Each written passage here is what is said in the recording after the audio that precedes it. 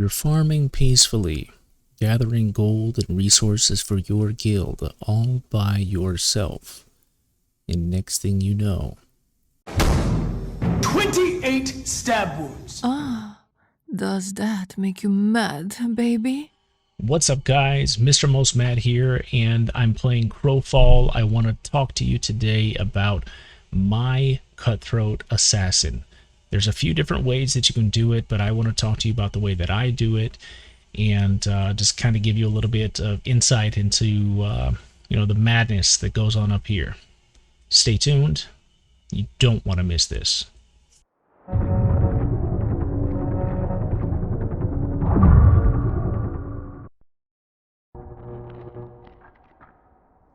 That I choose almost every time is the half-elf. And the first thing you're going to notice is that it doesn't have as large of a bonus to dexterity or intellect. So off the bat, we're a little bit behind the other two races as far as the damage is concerned, but I play mine a little bit differently than other people. Now, naturally you're thinking, the Cutthroat is all about damage, burst, deleting targets, and I agree. But where I differ from other people in my Cutthroat build is that I also want some survivability. Because the assassin is very RNG reliant, I want to be able to stay in the fight and still do respectable damage in the event that I don't get those massive crits at the beginning of combat. So there's two really strong benefits that I like about being a half-elf, one of them being past lives. So I'm unlocking a minor discipline slot automatically. I don't have to use an extra talent point on that, but I can choose to, which will give me up to 4 total minor disciplines. The biggest benefit that I like about the half-elf is Wildkin's Retort. I get to heal 112 health per tick over 4 seconds whenever I'm the victim of a knockdown, stun, root, or snare, and that can happen every 4 seconds. This is a very CC heavy game, and when you're an assassin, you are typically right in the mix of something. So being able to get that little bit of regeneration every time I get CC'd essentially, that's what's keeping me in the fight more and more. Now there's one more thing that really kind of helps me stay in the fight, and I get that from one of the talents that I take, and we'll take a look at that here in just a minute. Alright, so I've already created my character. I have a level 30 half-elf assassin, and we're going to go ahead and take a look at the talent tree. Now I'm going to walk you through step by step what every one of the abilities that I choose does, and the reason that I take it. So before we go through and pick all of the talents for the Cutthroat, let's just go ahead and touch on what you're getting by becoming a Cutthroat when you reach this point in your career as an assassin. So you're getting an additional 10% physical armor penetration, 200 attack power, you're getting axe, dagger, and mace mastery, and then 3 of your abilities are altered. First up, Kidney Shot is going to add a barrier when it's activated. This is super helpful, especially for the way that I play, and then it creates some additional durability for you. In the Zone grants a movement speed increase. This isn't something that really excites me. I don't really use In the Zone, but it's there. Some people might enjoy using it. I see that there is some value to it. It just doesn't suit my playstyle. And then the real bread and butter of the Cutthroat is your backstab has reduced cooldown and is always treated as from behind, regardless of your position. This is especially important because your backstab deals 800% damage when you attack from behind. Alright, so we're going to zoom back to the beginning of the talent tree, and we see Tools of the Trade, mandatory first talent, and you see that you get the backstab ability that we just talked about, where you're getting power damages increased by 800% when you're behind your target. Holy shit. When your Cutthroat gets a little bit more geared and is progressed a little bit further, your backstab can be hitting targets every 6 seconds for upwards of 2 to 3k damage on a backstab crit. That's pretty substantial when you're talking about bursting targets down consistently. Next up, we have 2 stat packs. There's Brutal Fury, which is giving you strength, dex, int, basic attack damage, critical strike, and HP. I love HP. Then Shadowheart is giving you strength, dex, con, critical damage, and HP. I love HP. Every assassin in the game, I don't care who you are, you need to be taking Kidney Shot. It's going to basically stun them for a duration based on the pip spent. The damage is also really respectable. I've definitely seen crits of 12 to 1500 on a Kidney Shot. Take this ability, and as a Cutthroat, remember that you're getting a barrier when you use this. So it's not just about stunning, it's not just about dealing damage, you're also saving your ass. So next up, we have Shiv on the top of the tree. This is going to apply your instant poison to your attacks for 25 seconds if you have a toxin equipped. Shiv typically does more damage than an auto attack, so it's usually a good idea to use Shiv when it's up, and especially to get that instant poison. It's just extra DPS that you're going to get throughout the 25 seconds in that fight, if it lasts that long. Next up, along the top talent branch, we're going to take Deceptive Strength. We get some strength, some dexterity, intellect, backstab damage, backstab critical strike, and high health damage bonus. These are all really important things because it's leading to just more damage overall on basically every target that you're fighting. Backstab is on a super low cooldown. It's really one of the primary abilities in the kit for any assassin, even more so for a Cutthroat.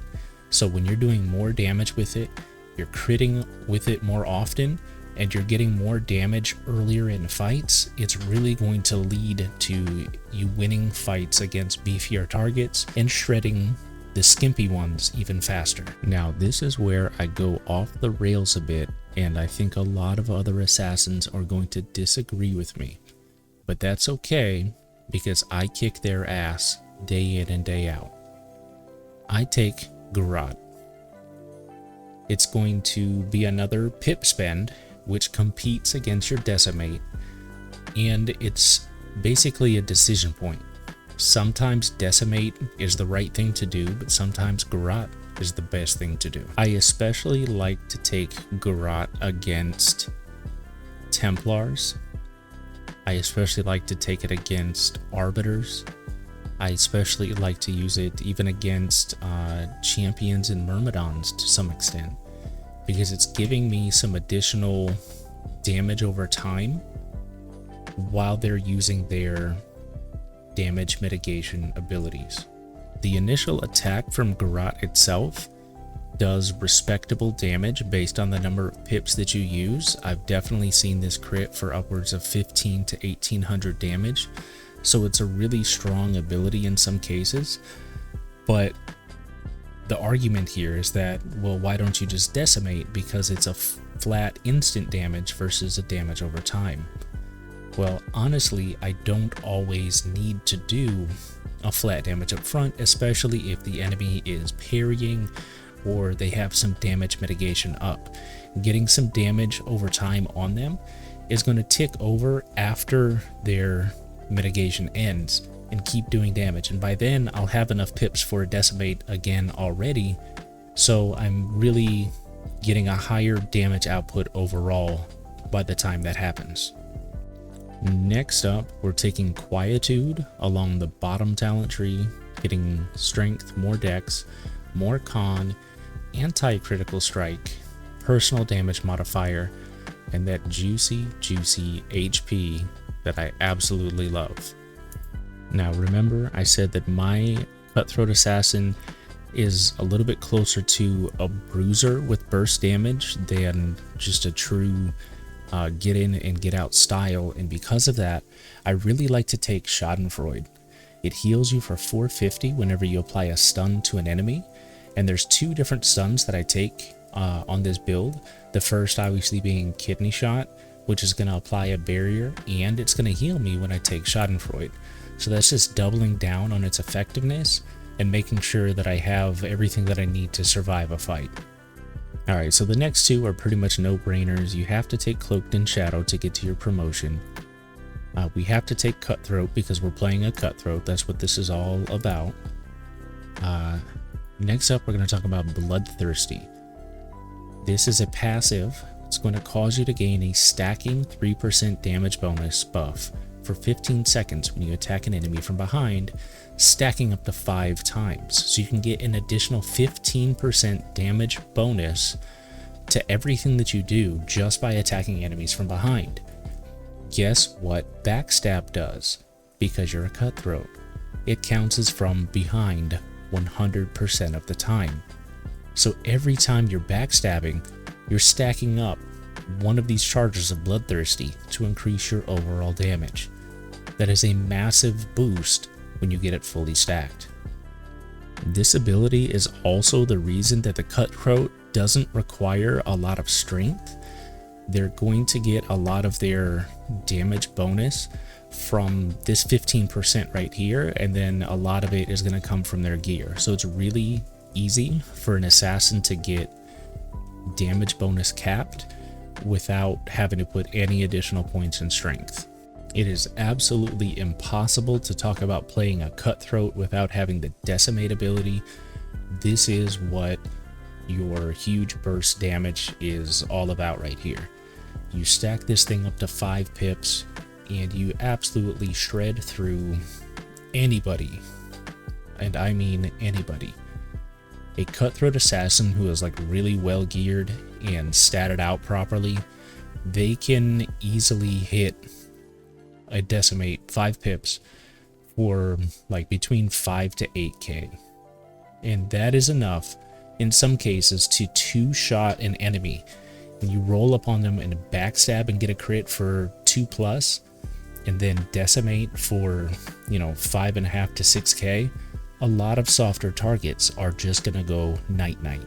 Now, absolutely every assassin is going to take their last talent point before their domain. You're just basically getting some extra damage and crit strike on that. And then finally, it's time to choose your domain. I follow the consensus. I think everybody that plays Cutthroat right now more or less is taking the Shadow domain. Something of note, I did not spend any of my attribute points yet. You want to make sure that you finish your talent tree 100% before spending any of your stat points. That way you don't accidentally waste something. If you put, let's say, 100 points into Dex before I even put in my talent points, I could very easily put myself over the amount of points that are allowable in Dex, in this case 200, and I would have had wasted points that I could have been spending somewhere else. So just real quick, I'm gonna zoom through and put all of my points in the appropriate spaces for the way that I play the Cutthroat on my half-elf. So you'll see I immediately max out my dexterity to get the critical strike that I need. My attack power jumps up as a result of that. We're not putting anything into strength, we have enough there for right now. We pump the majority of our points into intellect so that our critical damage can get much higher. 150% is a pretty healthy number to start at. And then I put just a few points into Constitution, and this is going to give me a little bit of additional hit points, and it's going to give me a little bit better resistances as well, so I can survive a few things a little bit better than I could before. Again, remember, I like to be able to survive and not just destroy something. So most mad, you've got a build set up, but what majors are you taking? Well, that's a great question. The number one non-negotiable major discipline that I will always take until they nerf it is Agent Provocateur. The Agent Provocateur major discipline grants the Caltrops power, covering the targeted area with Caltrops for 15 seconds, reducing piercing mitigation by 20% and slowing. Both of these things are extremely important to playing the Cutthroat. You are slowing down the target, allowing you to move in a little bit closer, a little bit faster, and it's dropping the amount of damage their armor is resisting. So you're puncturing through more, you're getting higher backstab crits, you're getting higher decimate crits for that 15 seconds while their armor is reduced. Lay low is the second part of this major discipline. You tend to your wounds and recover 375 maximum health up to 6 times over 15 seconds as long as stealth is maintained. This is a remarkable ability for self-sustain. It's remarkable for soloing, getting out of fights, healing up really quickly, and being able to re-engage while maintaining stealth. This means that you don't have to come out of stealth, you don't have to bandage, you don't have to worry about keeping an axe and knocking down trees to make bandages. You just enter stealth, pop lay low, and you sit there and get all of those precious HP back. The second major discipline that I absolutely love is Master of Darkness. You're getting 2 abilities from this. Stink Bomb torments enemies with a noxious targeted area attack, stunning, and dealing 270 nature damage to them. It returns you to stealth if you take no damage while executing. So an important piece of this is the word stunning. If you remember, as part of our build, we take Schadenfreude. It's going to heal us when we stun a target. Stink Bomb is an area effect. You can stun and deal damage to multiple targets. This is also a fantastic ranged initiator. It's a fantastic ability to change the tempo of a fight. Let's say things aren't going super well, or the enemy has started bandaging and you don't have your kidney shot up. You can ultimate and Stink Bomb right on top of them and to stop that bandage, or you can get that quick heal off because of your Schadenfreude. You can ult and have a ranged stun to prevent an enemy from getting away. The uses of this are absolutely limitless. Now, the second part of Master of Darkness is preparation. You're getting additional pips when you enter stealth and maintain stealth.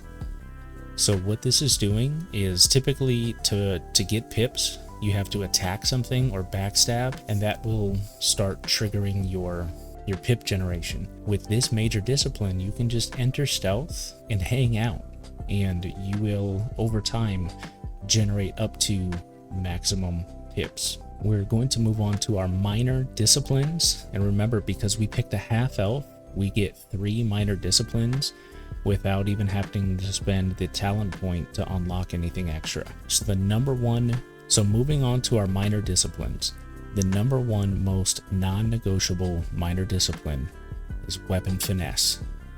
This is going to reduce the resource cost, and in our case, that is the cooldown time of our abilities.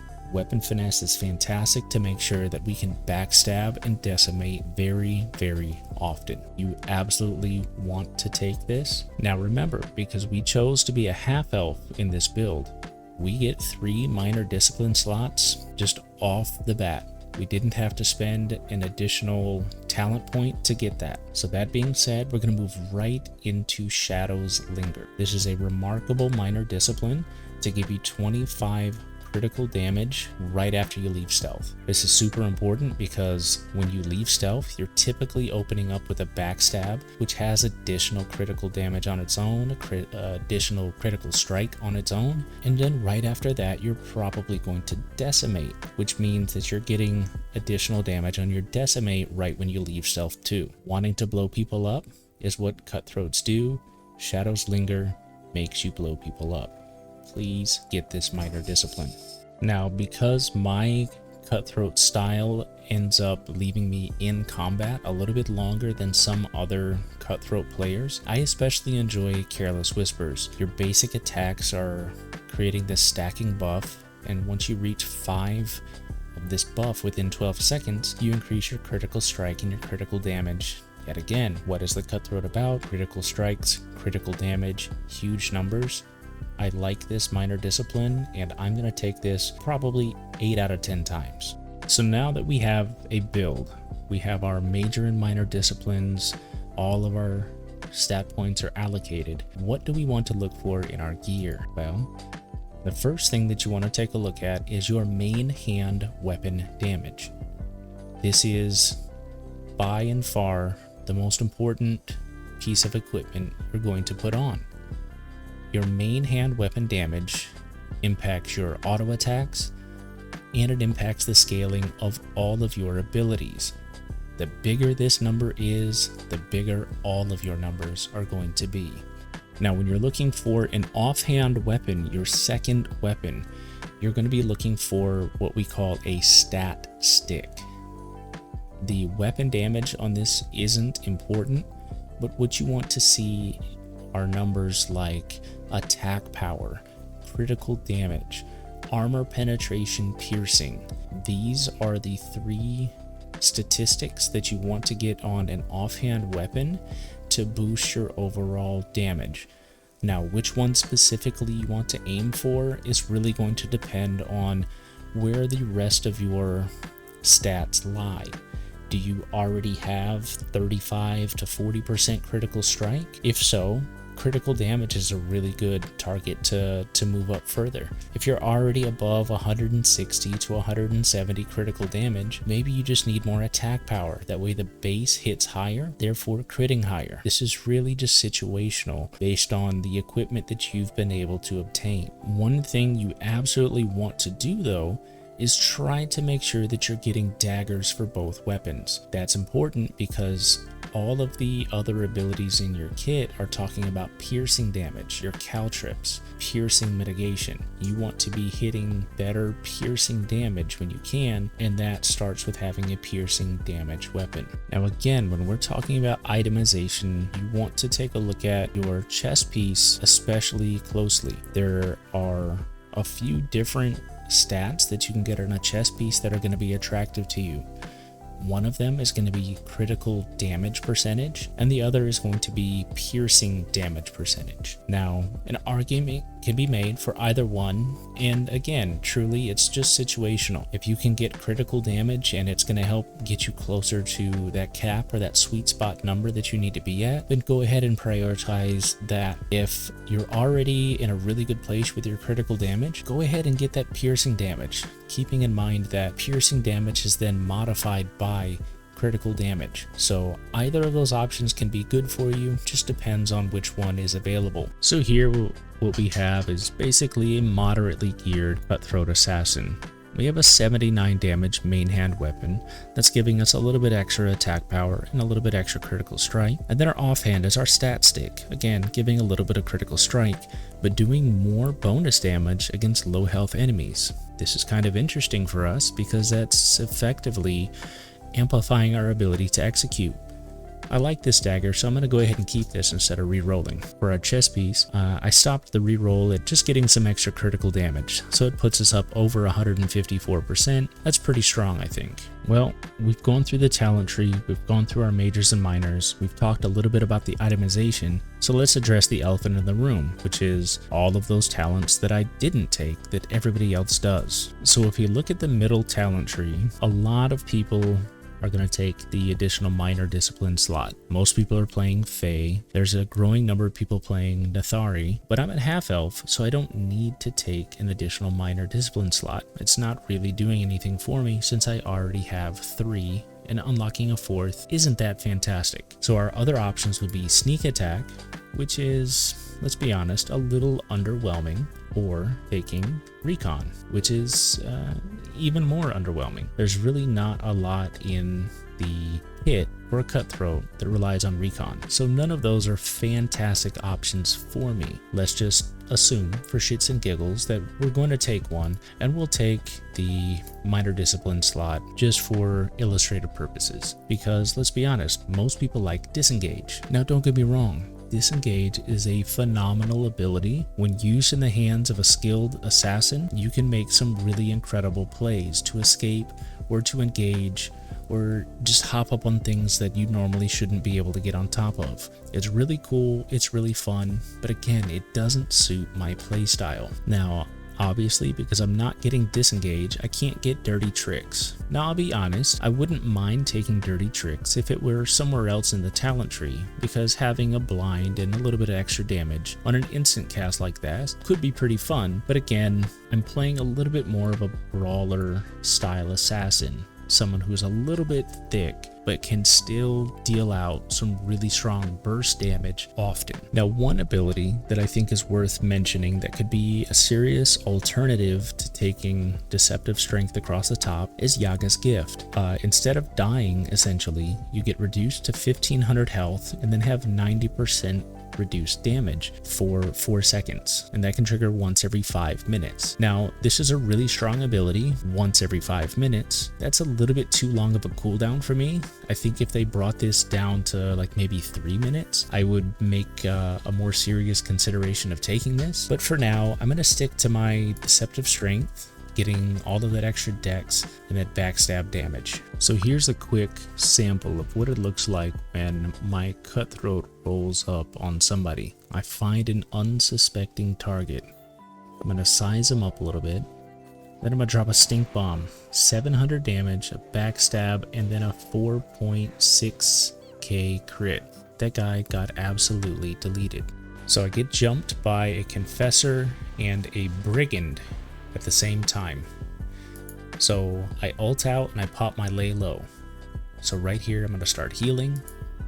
I know that Quickie can pop perception and see me, so he hits me and I get this stun off. You see that my health just jumped up and I got a barrier. So again, that sustain is already taking place in this fight. We get some decent damage on him early. He's about maybe 50-55% health here. I'm getting kind of attacked pretty heavily, but again, I pop that stink bomb and I get another stun, this time on Dilbo. I pop my caltrips. I'm not able to get an attack on him, so I'm going to chase after Quickie right here, that Garrett. So you saw that Garrot hit for 1270. Really respectable damage in my opinion. And then you can immediately see it's going to start that bleed on him. So we hit him with a couple other abilities. He goes blue, which means he's in his damage reduction mode. So we're going to switch over to Dilbo now. We're going to get a couple good crits off of him and finish him off. Now take a look. Our health is regenerating because of the CC that we just had. So right here, I'm like super low. I get down to 200 something health, but I'm ticking back up because of my Wildkin's retort. We pop our lay low right here. Quickie doesn't notice us in time, so we're able to get off the backstab, a decimate, and a couple auto attacks.